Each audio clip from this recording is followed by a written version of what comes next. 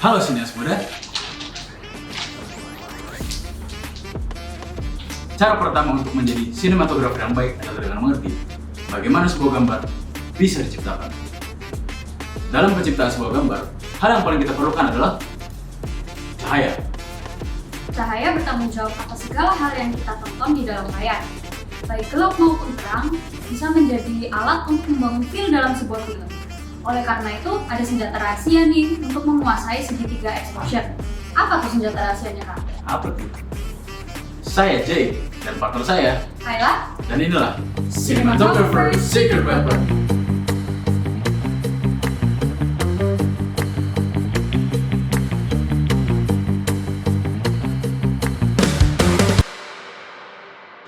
Sinematografi simpelnya adalah bagaimana cara kita mengontrol cahaya yang masuk.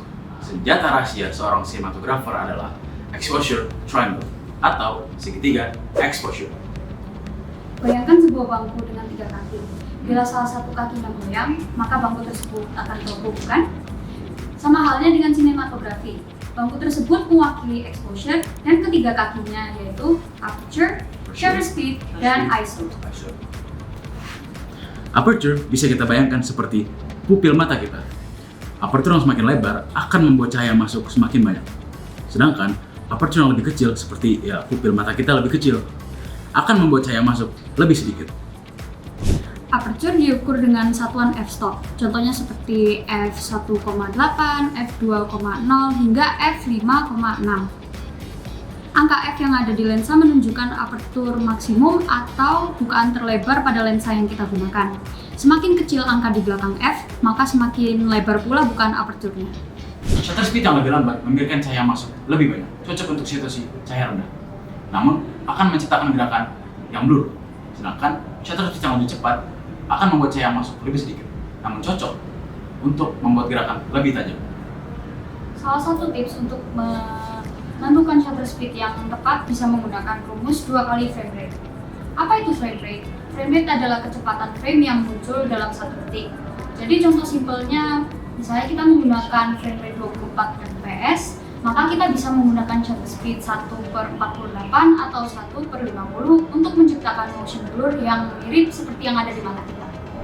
Kemudian yang terakhir ada ISO. ISO bisa kita artikan sebagai sensitivitas sensor kamera terhadap cahaya. Semakin tinggi angka ISO, maka sensor kamera terhadap cahaya akan semakin tinggi pula. Namun, angka ISO yang tinggi akan membuat noise pada gambar atau gambarnya akan kurang jelas. Jadi simpelnya, bayangkan ISO seperti sebuah kain untuk membersihkan kotoran. Maka dari itu, ISO biasanya disesuaikan paling terakhir agar dapat menghasilkan gambar yang bersih tanpa noise.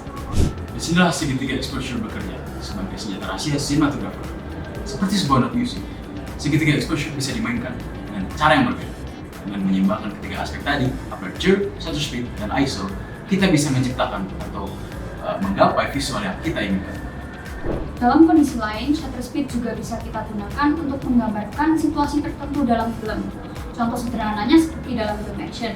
Kita bisa menggunakan shutter speed yang tinggi seperti 1/250 agar setiap gerakan terlihat fokus. Jadi, itulah rahasia tersembunyi di balik segitiga exposure. Sekian video dari kami pamit undur diri. See you di motion berikutnya. isi dunia tahu